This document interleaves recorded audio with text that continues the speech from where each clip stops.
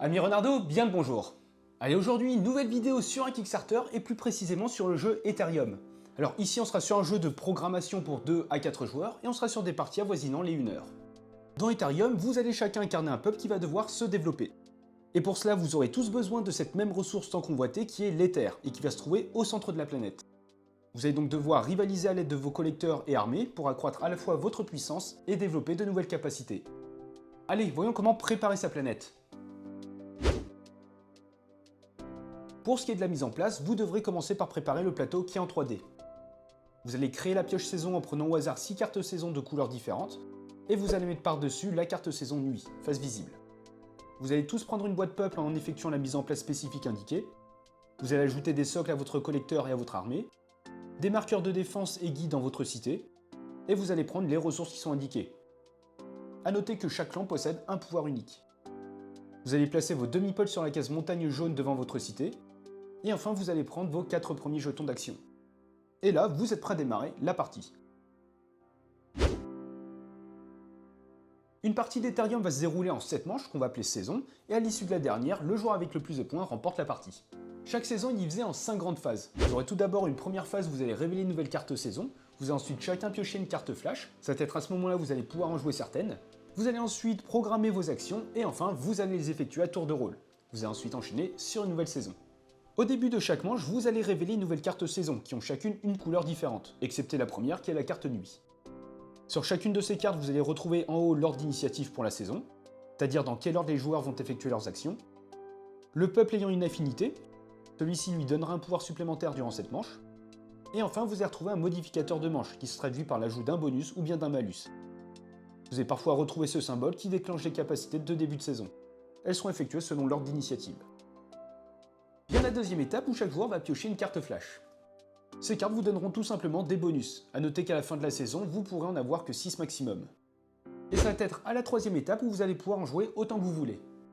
Il faut savoir que vous avez deux types de cartes flash.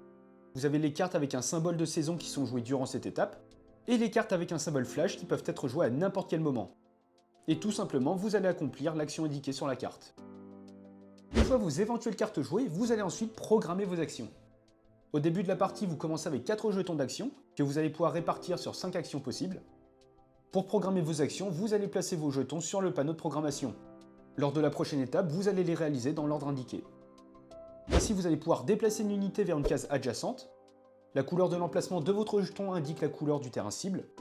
Si vous faites un déplacement descente, cela vous offre, si vous le souhaitez, un déplacement bonus. A noter que vous pouvez traverser les cases occupées par des ennemis. Vous pourrez également collecter des ressources sur la case où se trouve votre collecteur, à raison d'une ressource par niveau de celui-ci.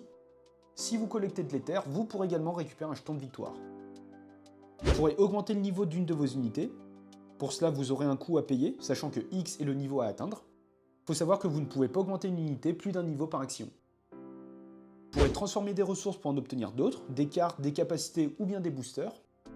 Les capacités vous offrent des bonus permanents ainsi que des points de victoire, tandis que les boosters vous débloquent votre 5e et 6e jeton d'action. Ces champs boosters sont placés dans votre cité et pourront être volés par vos adversaires durant un combat.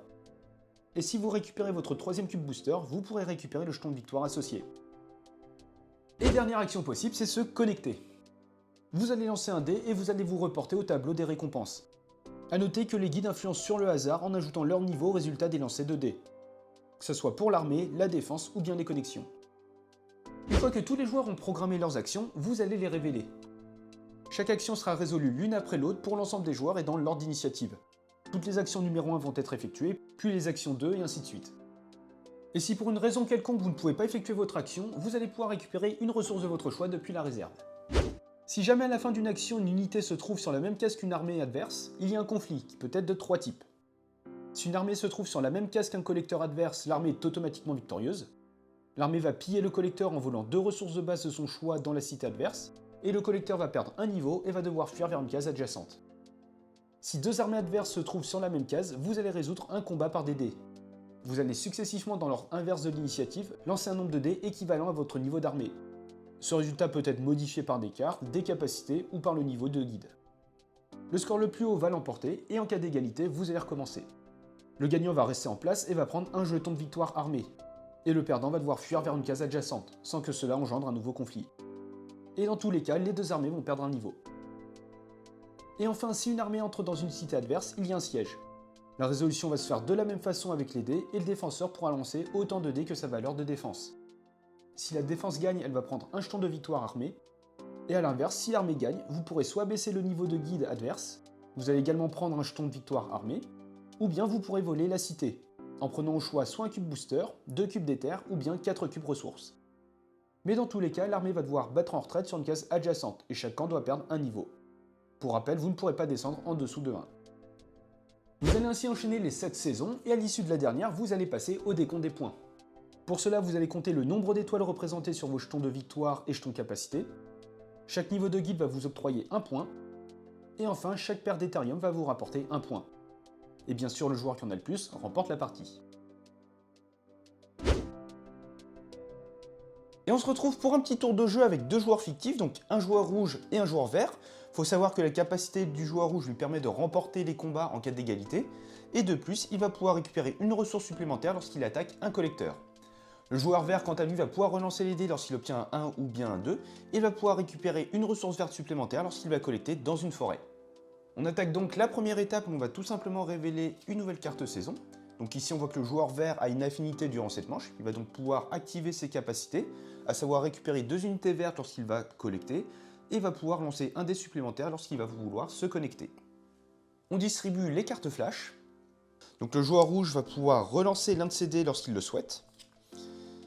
Et le joueur vert va pouvoir récupérer 2 ressources de son choix. Carte qu'il va activer dès maintenant grâce à la petite icône de la carte. Et il va décider de récupérer une ressource rouge et une ressource jaune. Il va donc ensuite défausser la carte. On note également que le joueur vert possède une capacité qui lui permet d'obtenir une ressource de chaque type. Hop là. On passe à la phase de programmation où chaque joueur va pouvoir disposer de ses jetons d'action. A noter que le joueur vert possède déjà un jeton booster, ce qui lui a permis de débloquer sa 5e action. Donc le joueur rouge va poser ses jetons d'action, il va tenter de collecter de l'éther, il va donc devoir se déplacer, puis collecter. Et le joueur rouge va tenter de faire un siège, donc attaquer le camp adverse. Il va donc décider de s'améliorer, histoire de gagner un peu plus en puissance, et il va se déplacer. Le joueur vert, quant à lui, étant donné qu'il a une affinité durant cette manche, il va décider de collecter. Il va également faire 2 connexions. Il va améliorer son niveau de guide dans la cité. Et enfin, il va décider de se déplacer avec son combattant vers les terres. Et dernière étape, on va tout simplement réaliser les actions des joueurs. Donc on va regarder en fonction de l'ordre d'initiative. Le joueur vert va donc commencer par collecter dans la forêt, à raison de 2 étant donné que le niveau du collecteur est de 2, plus 2, plus 1. Il va donc récupérer 5 ressources vertes.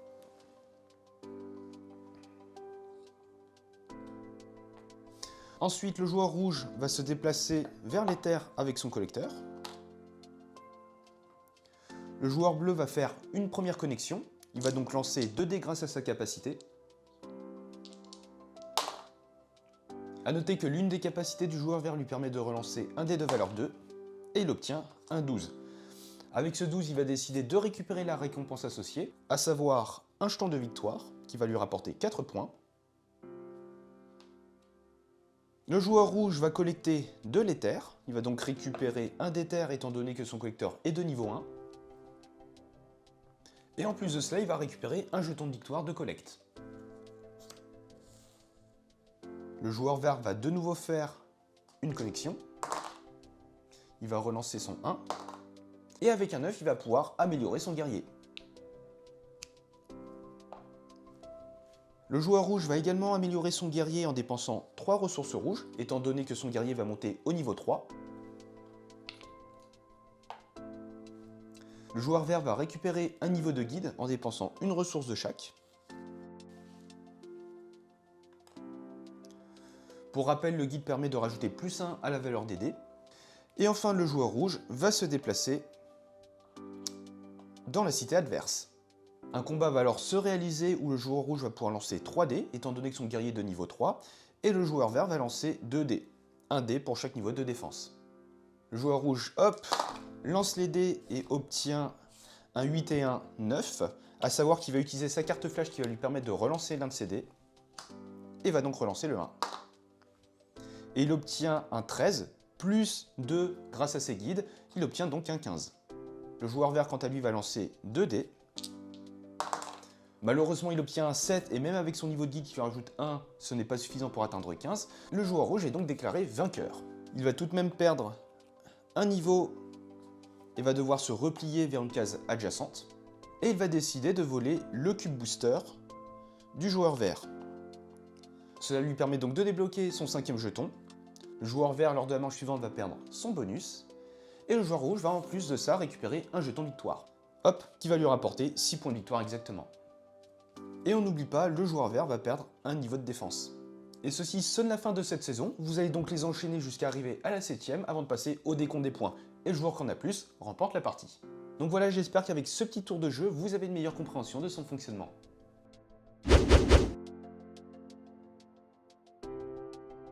Et voilà, c'est la fin de cette vidéo. Un grand merci à vous pour avoir regardé cette vidéo jusqu'au bout. Si le jeu vous a plu et que vous souhaitez soutenir la chaîne, n'hésitez pas à utiliser le lien qui est en description. Et comme d'habitude, vous pouvez très bien laisser un petit pouce bleu, commenter et vous abonner, ça nous fait toujours plaisir. Et sur ce, on se retrouve dans une prochaine vidéo. Ciao!